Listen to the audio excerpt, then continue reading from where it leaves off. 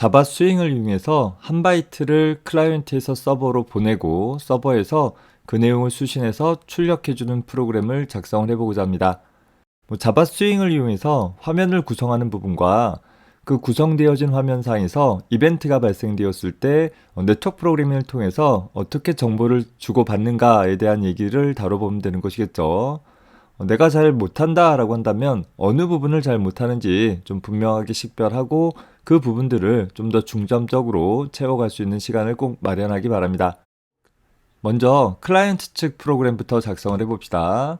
현재 바이트 클라이언트 GI라는 프로그램을 JFrame으로부터 상속받도록 작성을 했어요. 꼭 JFrame으로부터 상속받아야 될 필요가 있는 건 아니겠죠. 명시적으로 내가 현재 이 클래스의 멤버로서 JFrame 객체를 하나 생성을 해서 그 프레임을 사용을 해도 되긴 할 거예요. 다만 현재 이 바이트 클라이언트 GI라는 클래스가 특별히 다른 클래스로부터 상속받지 않았으니까 단지 프레임의 후손이 될 수 있도록 해서 좀 더 간단한 프로그램 코드를 작성할 수 있도록 해보고자 하는 것입니다. 자, 이를 위해서 먼저 메인 메서드에서는 다음과 같이 내가 접속할 서버의 주소와 서버의 포트를 바이트 클라이언트 GI라는 클래스의 생성자의 인수로 전달해 가지고서 객체를 생성할 수 있도록 그렇게 구성을 해본 것입니다. 자, 이를 위해서 우리는 생성자의 두 인수를 전달받을 매개 변수를 갖는 바이트 클라이언트 GI라는 클래스의 생성자를 정해주는 일이 필요할 거예요. 참고적으로 부모 클래스로부터 파생받은 자식 클래스의 생성자에서는 슈퍼 괄호 호출을 통해서 부모의 생성자를 명시적으로 호출하는 일을 해줘야 될 것이에요.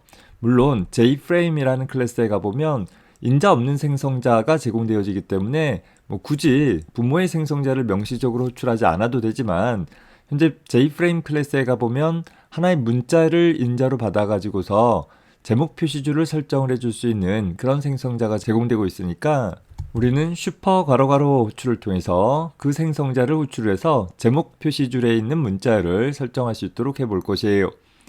자, 그리고 나서 일반적인 프레임에 대한 설정, 즉 현재 프레임의 크기나 위치를 설정을 해주면 될 것이고, 종료에 대한 처리, 특별히 프레임의 종료 버튼을 선택한다라고 했을 때 종료 외로 다른 작업들을 명명할 것이 없다라고 한다면 즉각적인 종료를 할 수 있도록 그렇게 구성을 해주면 되겠죠. 그리고 가시화 처리를 해주면 된다라고 했습니다.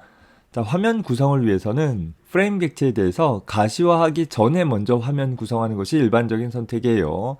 가시화한 다음에 화면 구성하게 되어지면 일부의 내용이 나오지 않을 수 있기 때문에 먼저 화면 구성을 하되, 이 생성자에서 복잡한 화면 구성을 일일이 나열하는 것은 가독성도 떨어지고 유지보수하기도 나쁘기 때문에 우리는 buildGI라는 나만의 함수를 하나 만들어 가지고서 화면 구성을 담당할 수 있도록 그렇게 처리를 해보자 라고 했습니다. 따라서 다음과 같이 buildGI라는 메서드를 하나 정의해 볼 수 있을 거예요.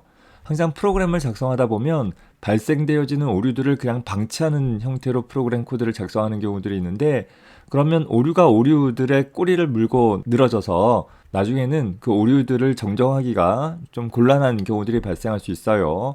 바로 처리할 수 있는 오류들은 즉각적으로 처리해 나가면서 코드를 작성을 해 가봅시다. buildGI라는 함수는 내가 정의한 함수이기 때문에 실제 그 함수의 몸체를 정의해 준 거예요. 호출 형태를 통해서 인수가 없고 반환값이 없는 그런 형태로 정의하면 될 것이고, 현재 화면 구성을 하기 위한 이 buildGI라는 함수는 이 byte client GI라는 클래스 객체 외부에서 호출되어질 함수가 아니라 현재 생성자에서 현재 이 프로그램이 수행되었을 때 화면을 어떻게 구성할 것인가를 지정하고 있는 것이니까 private 영역에 둔, 즉 현재 내 메서드 내에서만 호출할 수 있는 그런 메서드로 제한을 해주는 것이 좀 더 안전한 선택이 되어지겠죠. 자, 더불어서 현재 이 바이트 클라이언트 GI라는 생성자는 현재 매개 변수로 서버의 주소와 서버의 포트를 전달받았잖아요. 자, 이 전달받은 값을 가지고서 우리는 서버에 접속을 할 때 이 정보들을 이용을 해줘야 되는데, 생성자에서 직접 접속할 것이 아니기 때문에 현재 이 바이트 클라이언트 GI라는 클래스의 멤버 변수 영역에 서버의 주소와 서버 포트 번호를 저장할 수 있도록 멤버 변수를 추가를 해줍시다. 역시 외부에서 함부로 접근할 수 없도록 하기 위해서 프라이빗 영역에 설정을 해두었어요. 자, 그리고 나서 매개 변수의 값을 현재 멤버 변수 값으로 복사해주는 일을 처리를 해주면 되겠죠. 자, 이렇게 처리하게 되어지면 아까 메인 메서드에서 정의한 byte client GI라는 객체를 생성을 할 때 전달받은 주소와 포트 값을 자신의 멤버 변수에 저장을 할 수 있게 되어질 것입니다. 자, 기본적인 프레임의 구성이 끝났다라고 하면 화면 구성을 어떻게 할 것인가를 생각을 해봐야 되겠죠. 현재 클라이언트 측의 화면은 텍스트 에어리아 부분과 텍스트 필드와 버튼, 그리고 버튼 3개를 갖고 있는 세 행으로 나뉘어진 서브 패널들의 집합으로 생각을 해보면 될 것이에요. 따라서 각각의 패널들을 반환을 하기 위해서 다음과 같은 메서드들을 이용을 하고 이 메서드들을 이용을 해서 적절하게 화면을 구성을 해주면 된다라고 했었습니다. 자, 따라서 우리는 다음과 같이 create 어쩌고 패널이라는 메서드를 3개 만들 수 있을 것이고 각 메서드 안에서는 하나의 jPanel 객체를 생성을 해서 반환할 수 있도록 구성을 해주면 되겠죠. 자, 일단 jPanel 클래스에 대해서 임포트를 수행을 해주면 역시 모든 오류 없이 온전하게 컴파일 되어질 수 있는 그런 프로그램이 되어질 수 있을 것입니다. 자, 먼저 create display panel이라는 것은 하나의 jText 에어리아 객체를 현재 이 파란색으로 표현되어지는 패널에 꽉 채워서 부착을 해주면 된다라고 했었죠. 현재 프레임의 크기가 늘어났을 때 같이 해당하는 영역이 늘어날 수 있도록 하기 위해서 프레임의 센터 영역에 부착되어질 수 있을 텐데 그때 이 패널만 늘어나게 되어지면 jText 에어리아 객체가 같이 늘어나지 않는 부분들이 생길 테니까 이 패널 부분을 보더 레이아웃의 배치 관리자가 갖는 패널로 설정을 하고 그 센터 영역에 텍스트 에어리아 객체를 부착을 해주면 될 것이에요. 자, 따라서 현재 create display panel이라는 메서드 안에서 정의되어진 패널은 기본 배치 관리자가 아니라 보더 레이아웃의 배치 관리자를 갖도록 해줘야 되고 역시 임포트 해줘야 되겠죠. 더불어서 멤버 변수 영역에 t_display라는 텍스트 에어리아 객체에 대한 참조 변수를 하나 추가해줘야 될 필요가 있을 것이에요. 역시 임포트 해주고 자, 그리고 다시 create display panel로 돌아와서 현재 그 텍스트 에어리아 객체인 tDisplay에 텍스트 에어리아 객체를 하나 생성을 해주는 일이 필요하겠죠. 그리고 이 텍스트 에어리아 객체는 출력 용도로만 사용을 할 것이기 때문에 편집할 수 없는 설정을 할 수 있도록 하기 위해서 setEditable이라는 메서드를 통해서 편집 모드를 비활성화 시켜주면 되겠습니다. setEnable 같은 경우에는 아예 비활성화 시켜버려서 그 글씨가 약간 희끄무리하게 표현되어지는 경우가 발생할 거예요. 그래서 예시와 달리 출력되어지는 글자들이 잘 보여지지 않을 수 있는데 set enabled 대신에 set editable이라고 하면 짙은 검정색 글자로만 보이되 수정할 수 없는 그런 모드가 되어질 것입니다. 자, 그렇게 만들어진 tDisplay를 현재 패널에 부착해주는 일이 필요하겠죠. 따라서 패널에 add 메서드를 통해서 센터 영역에 부착을 하되 tDisplay를 직접 부착하는 것이 아니라 jscrollPane 객체와 같이 연결을 해가지고서 부착하게 되어지면 텍스트 에어리아 영역에 기록되어지는 내용들이 많아졌을 때 자동으로 스크롤바가 나타나서 스크롤 되어지는 처리가 용이하게 이루어질 수 있게 되어질 것입니다. 자, 이렇게 만들었던 디스플레이 패널은 현재 프레임의 센터 영역에 부착되어지면 된다라고 했었죠. 프레임의 크기가 늘어난다라고 했을 때 이 영역이 주도적으로 늘어나면 된다라고 했어요. 따라서 build GUI라는 메서드에서 현재 create display panel이라는 메서드의 반환 값을 프레임의 센터 영역 쪽에 부착할 수 있도록 연결을 해주면 되겠습니다. 자, 다음으로는 이 아래쪽에 입력 부분들을 살펴볼게요. create display panel을 프레임의 센터 영역 쪽에 부착을 해 놓은 상태이기 때문에 그 센터 아래쪽에 두 개의 패널들이 위아래로 수직 방향으로 배치되어져서 부착되어지는 일이 필요할 거예요. 현재 보더 레이아웃의 각 영역은 한 영역에 하나의 패널만 부착할 수 있기 때문에 현재 이 두 개의 패널을 하나의 패널에 묶어주는 작업이 필요하게 되어질 것입니다. 문제 설명에서는 create input 패널은 이 패널을, 또 create control 패널은 이 패널을 만들자라고 했기 때문에 이 둘을 하나로 묶어주는 그런 일들이 필요하게 될 것이고, 여기 그림에서 본 것처럼 그걸 핑크 패널이라고 가정을 해봅시다. 즉 프레임의 사우스 영역에는 핑크 패널을 부착하되 그 핑크 패널 안에는 create input 패널과 create control 패널에 반환되어지는 패널들을 위아래로 수직 방향으로 부착해주면 되겠다라는 것을 살펴볼 수 있습니다. 따라서 build GUI에 ppink라는 패널을 하나 새로 추가를 했어요. 현재 그 안에 포함되어질 두 패널은 크기가 똑같은 상태에서 위아래로 수직 방향의 배치가 필요하기 때문에 현재 그리드 레이아웃을 이용을 해가지고서 두 줄에 걸쳐서 부착되어지는 패널들이 연결될 수 있도록 지정을 해준 것입니다. 그리고 그 패널에 각각 create input 패널의 반환값과 create control 패널의 반환값들을 연결을 했고, 그 연결되어진 핑크 패널을 프레임의 사우스 영역에 부착하도록 해주면 화면과 같은 구성이 이루어질 수 있겠죠. 자, 이 두 메서드의 세부 구현을 살펴봅시다.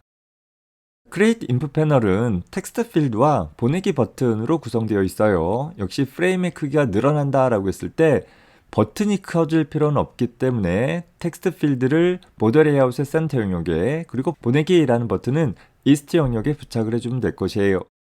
따라서 Create Input 패널 안에 지정되어진 패널 역시 보더 레이아웃의 배치 관리자를 갖도록 하고, 자, 그 안에 텍스트 필드와 J 버튼 객체를 각각 만들어서 부착을 해주면 되겠습니다.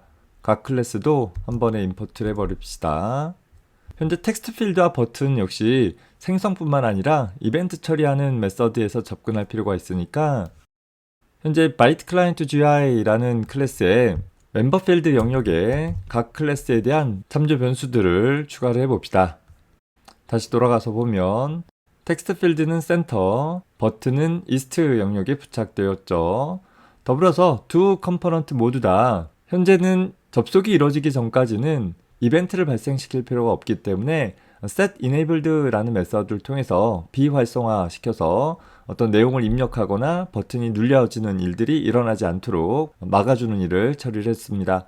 프로그램을 작성을 하면서 부적절한 처리들을 예외 처리나 기타 다른 조건문을 통해서 방지해 볼 수도 있지만, 우리 구입 프로그램에서는 이렇게 각각의 컴포넌트를 활성화시키거나 비활성화시키거나 혹은 편집할 수 없는 모드로 설정을 하거나 하는 방법을 통해서 이벤트 자체를 발생시키지 않는 방법을 통해 회피를 해갈 수도 있다라는 점 확인을 해두고, 우리 구입 프로그램에 있어서 장점은 사용자가 좀 간편하고 명확하게 프로그램을 사용할 수 있도록 해줘야 하는 것이잖아요.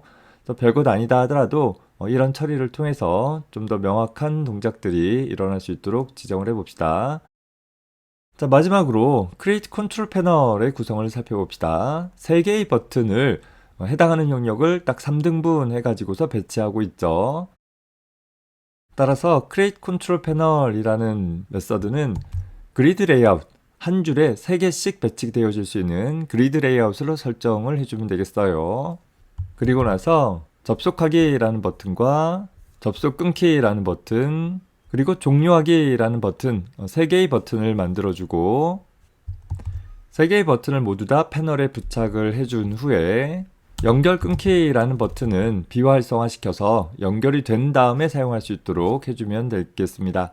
그리고 이 세 버튼에 대한 참조 변수를 생성을 하기 위해서 역시 멤버 필드 영역에 참조 변수를 생성을 해주면 되겠습니다. 자, 저장하고 실행을 해볼까요? 자, 그러면 기본적인 클라이언트 프로그램의 형태가 구성이 되어진 것을 볼 수 있습니다. 클라이언트 프로그램에 있어서 각 버튼에 대한 이벤트 처리를 작성을 해봅시다. 자, 먼저 종료하기라는 버튼이 눌린다라고 했을 때 지금은 아무 동작도 하지 않지만 종료 처리를 수행을 할 수 있도록 하기 위해서 b_exit이라는 버튼에 대한 이벤트 리스너를 연결을 해주면 되겠죠. 자, 우리 이벤트 연결을 하기 위해서 접속하기나 접속 끊기 그리고 종료하기라는 버튼들은 다소 상반된 연관성이 없는 그런 동작들을 수행을 하니까 이벤트 처리할 수 있는 방법 중에서 제일 마지막으로 제시했던 방법이 있었죠. 이벤트 소스마다 개별적인 리스너를 연결하는 그 방법을 통해서 처리를 해봅시다. b_exit이라는 이벤트 소스에 대해서 현재 버튼이 눌린다라고 한다면 add action listener를 연결해주는 일이 필요하겠죠. 그래서 add action listener라는 메서드로 출하되 리스너 객체를 지정을 하기 위해서 익명 내부 클래스 객체 형태로 지정을 해볼 거예요. 따라서 new 해서 현재 액션 리스너라는 인터페이스를 마치 클래스 이름인 양 작성을 해서 객체 생성하는 구문을 작성을 해보는 거예요. 자, 먼저 임포트 먼저 해줘야 되겠죠. 자, 다만 이렇게 객체 생성하는 구문을 썼다 하더라도 오류가 사라지지 않는 것은 현재 인터페이스는 클래스가 아니기 때문에, 즉 추상 메서드를 갖고 있기 때문에 객체 생성에 사용할 수 없는 한계가 있었어요. 자, 그러면 그 추상 메서드를 재정해주는 일이 필요한 것이니까 우리는 이 뒤에다가 중괄호 열고 닫고 기술을 해서 현재 몸체를 지정을 하고, 그리고 나서 그 몸체 안에다가 현재 이 액션 리스너라는 인터페이스에서 제공하고 있는 추상 메서드에 대한 몸체를 재정의를 통해서 추가를 해주게 되어지면 오류 없이 리스너 객체를 익명 내부 클래스 형식으로 생성을 할 수 있다라고 했습니다. 자, 이 상태에서 우리가 종료 버튼이 눌려지면 프로그램을 종료할 수 있도록 하기 위해 다음과 같이 system.exit이라는 메서드 호출을 통해서 프로그램을 정상 종료시킬 수 있도록 해보았습니다. 소켓이 연결되어 있다라고 하면 소켓을 끊는 작업 등도 필요할 수 있으나, 역시 처리를 간단하게 하기 위해서 접속을 끊은 다음에만 종료하기 버튼이 활성화되어질 수 있도록 그렇게 구성을 해볼 예정입니다. 자, 다음으로는 접속하기 버튼에 대한 이벤트 처리를 완성을 해봅시다. 자, 접속하기 버튼에 대한 이벤트 역시 액션 이벤트에 대한 처리를 수행을 할 수 있도록 액션 리스너로부터 구현되어진 인터페이스를 하나 작성을 해봅시다. 현재 접속하기 버튼을 눌러주게 되어지면 현재 클래스에서 제공되고 있는 connect to server라는 메서드를 통해서 서버에 접속 요청을 보내는 처리를 해볼 것이고, 더불어서 접속 버튼은 비활성화시키고 연결 끊기 버튼은 활성화시켜 줌으로써 불필요한 접속을 다시 발생시키지 않을 수 있도록 해볼 것이에요. 그리고 보내고자 하는 데이터를 입력받는 텍스트 필드는 활성화시키고, 보내기 버튼도 활성화시키고, 그리고 종료 버튼은 비활성화시켜서 접속이 끊어진 다음에만 프로그램을 종료할 수 있도록 그렇게 구성을 해봅시다. 자, 현재 connect to server라는 메서드는 현재 내가 만들고 있는 프레임에서 제공하고 있는 메서드여야 되겠죠. 우리 지난번에 콘솔 어플리케이션 작성했을 때에도 사용되었던, 구현했던 그런 메서드입니다. 자, 따라서 아래쪽에다가 추가하기를 connect to server라는 프라이빗 메서드로 하나 추가를 해볼게요. 역시 내부적으로만 사용을 하면 되는 것이고 객체 외부에서 호출되어질 필요는 없어서 프라이빗 메서드로 두었습니다. 자, 이 내부에서는 현재 서버에 접속을 하기 위한 클라이언트 소켓 객체를 하나 생성을 할 거예요. 우리 멤버 변수 영역에서 객체 생성 시 전달받았던 서버의 주소와 서버 포트를 가지고서 소켓 객체를 하나 생성을 할 것이고, 역시 임포트 해줘야 되겠죠. 그렇게 연결되어진 소켓은 멤버 변수 영역에서 그 참조 값을 유지하도록 해서 접속을 끊는 행위를 할 때 소켓을 닫는 동작들을 수행을 할 수 있도록 그렇게 구성을 해봅시다. 따라서 멤버 변수 영역에 프라이빗 영역에 소켓에 대한 참조 변수를 하나 두었어요. 자, 소켓을 두었다라고 하면 우리는 그 소켓으로부터 스트림을 얻어서 그 스트림을 통해서 실제 데이터를 주고받는 일을 처리해 줘야 되잖아요. 현재 클라이언트 입장에서는 서버에게 데이터를 전송할 목적의 스트림이 필요하니까 우리는 아웃풋 스트림 객체에 대한 참조를 하나 유지할 수 있도록 멤버 변수 영역에 참조 변수를 선언해 봅시다. 역시 해당하는 스트림을 닫는 일을 수행을 한다라고 했을 때 여러 메서드에서 접근할 필요가 있어서 멤버 변수 영역에 둔 것이에요. 자, 다시 돌아와서 현재 소켓 객체를 생성하는 부분은 예외 처리를 반드시 수반할 수 있도록 요구하고 있죠. 따라서 우리는 try catch 자울로 감싸서 현재 소켓 객체가 제대로 객체를 생성하지 못했을 때, 즉 해당하는 호스트를 찾지 못했거나 혹은 그 밖에 어떤 다른 예외가 발생되어졌다라고 했을 때 적절하게 예외 처리를 할 수 있도록 구성을 해봅시다. 소켓 연결이 제대로 되었다라고 한다면 소켓 객체로부터 출력 스트림 객체를 하나 얻게 될 것이에요. 자, 얘가 바이트 스트림을 반환을 해주는 그런 객체인 거죠. 그래서 바이트 단위로 서버에게 데이터를 보낼 수 있는 일에 사용을 해볼 수 있을 것입니다.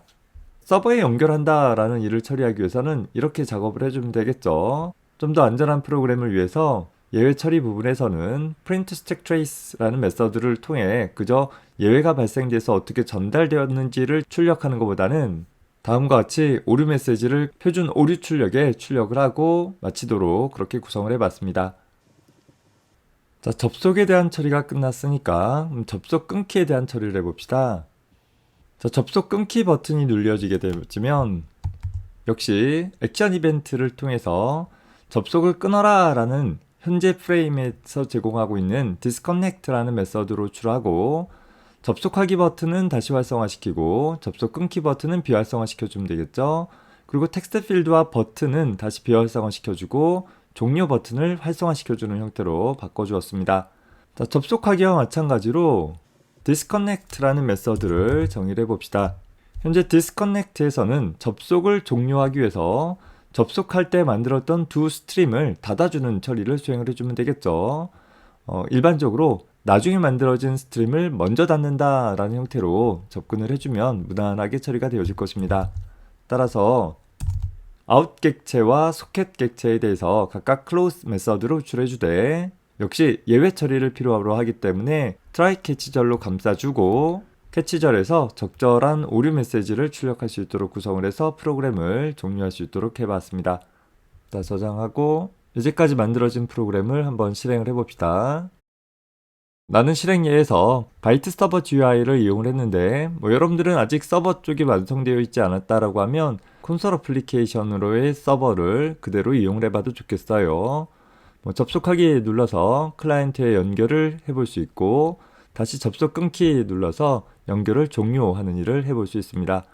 접속하기 했을 때 현재 텍스트 필드와 버튼이 활성화되어지고 접속 끊기 누르면 다시 비활성화되어지는 일을 살펴볼 수 있겠죠. 자, 그러면 이제 보내기라는 버튼에 대한 이벤트 처리를 해봅시다. 현재 create input panel이라는 메서드에서 보내기 버튼인 _send라는 버튼이 눌리게 되어지면 액션 이벤트를 통해서 보내는 처리를 수행을 하기 위한 send message라는 역시 현재 프레임에서 제공하고 있는 그 메서드로 호출해서 보내는 처리를 수행을 할 수 있도록 해봅시다. 자, 보내는 일을 조금 더 간단하게 처리해보기 위해서는 매번 보내기 버튼을 따로 누르는 것 외로 텍스트 필드에서 보낼 데이터를 입력하고 엔터키를 눌러주면 텍스트 필드에서의 엔터키 입력은 역시 액션 이벤트를 발생시키기 때문에 텍스트 필드에서 액션 이벤트가 발생하면 역시 send message라는 메서드를 통해서 보내기 처리를 수행을 할 수 있도록 같이 구성을 해볼 수 있겠죠. 이 경우 현재 하나의 리스너가 두 개의 이벤트 소스로부터 공통된 처리를 할 수 있도록 하기 위해서 이렇게 개별적으로 리스너 객체를 생성하는 것 대신에 하나의 리스너 객체를 생성한 후 그 참조 변수 값을 각각의 add action 리스너에 인자로 전달하는 것도 가능하다라는 것 참고 삼아 봐둡시다. 자, send message라는 메서드를 작성을 해봅시다. 우리 작성 순서대로 disconnect 다음에 역시 private 영역에 정의되어진 send message라는 메서드를 기술해 볼 거예요. 자, send message라는 버튼이 눌려지면 제일 먼저 해줘야 될 것이 뭐냐?